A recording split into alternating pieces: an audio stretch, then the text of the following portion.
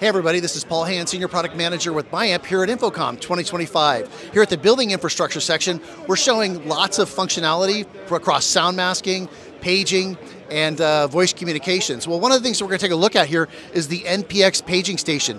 NPX paging stations come in a couple different flavors, Gooseneck or Handheld.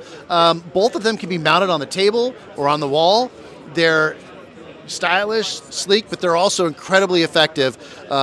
They're really a paging system inside of the paging station itself. NPXs can be used with QTX sound masking systems or as a paging interface for Tessera systems. So we have a couple different other options. There's a 10-button version as well as a 4-button version. We don't have any 4s here, but this is the handheld version.